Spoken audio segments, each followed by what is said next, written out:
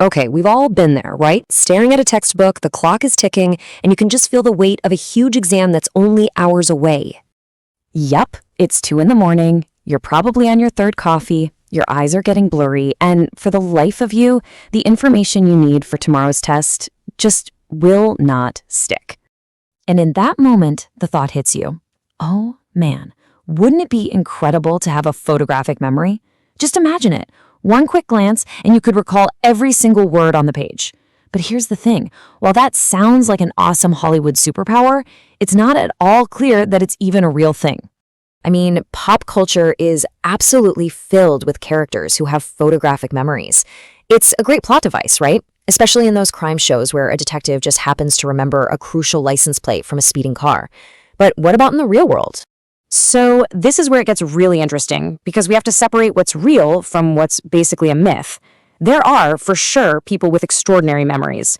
You've got chess grandmasters who don't just see pieces, they recognize deep, meaningful patterns. You have savants with incredible skills, like playing a piece of music after hearing it just once. And people with hyperthymesia can recall super specific details from almost any day of their lives. But, and this is the key, that's not the same as the myth of a perfect mental snapshot, the kind where you could zoom in later and notice details you didn't even see the first time. So let's get right to it. Has anyone ever been scientifically proven to have this kind of literal snapshot memory? The short answer is no. But there is one very, very famous case that came pretty close.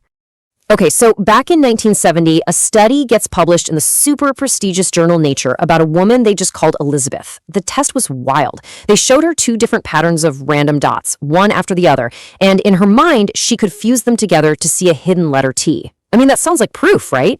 Well, then in 1979, a researcher named John Merritt tried a similar test on, get this, 1 million people. About 30 people said they could do it, but not a single one could replicate the feat when scientists were actually watching. So that left Elizabeth as this totally unique, one-of-a-kind case. But as it turns out, when you start digging into her story, well, let's just say it gets more than a little fishy. So here are the big red flags.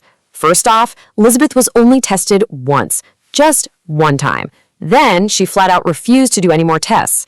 And, maybe the biggest deal of all, she ended up marrying the researcher who ran the study. I mean, talk about a conflict of interest, right? The whole thing starts to sound pretty shaky.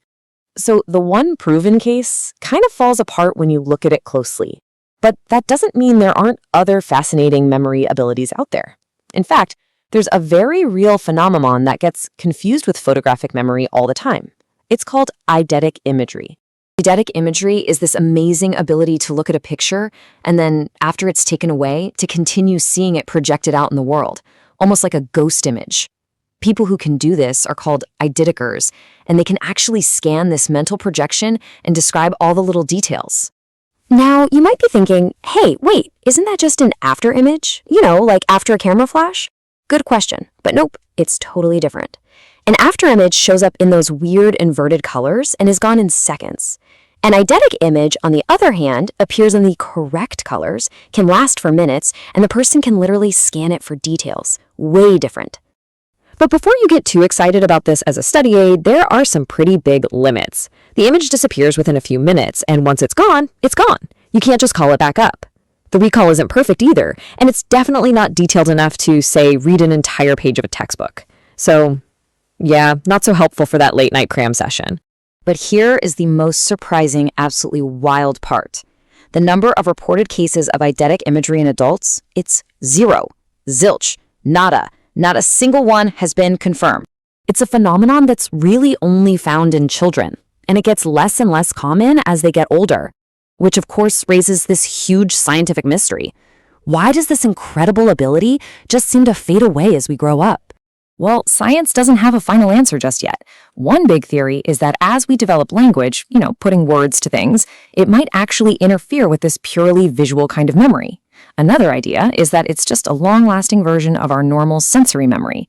But then, brain scans of eidetectors show unique activity, suggesting it could be something else entirely. So, for now, the jury's still out. So, after going through all that, what's the bottom line? What's the big takeaway when it comes to getting a perfect memory? Well, the conclusion is pretty simple and clear. The photographic memory we all see in movies, it just doesn't exist. There are no shortcuts, period. But hey, that doesn't mean you can't improve your memory. Real lasting improvement comes from using proven techniques like mnemonic devices and, you guessed it, good old-fashioned practice. So yeah, it might be a little disappointing that you can't just develop a memory superpower overnight. But hey, there's a silver lining here. It kind of levels the playing field, doesn't it? At least you know that nobody else in your class has one either. And that leaves us with one last big thought. Since there are no magic shortcuts, what are the practical, real-world tricks and techniques we can all use to build a genuinely better memory? Now that is the real question worth exploring.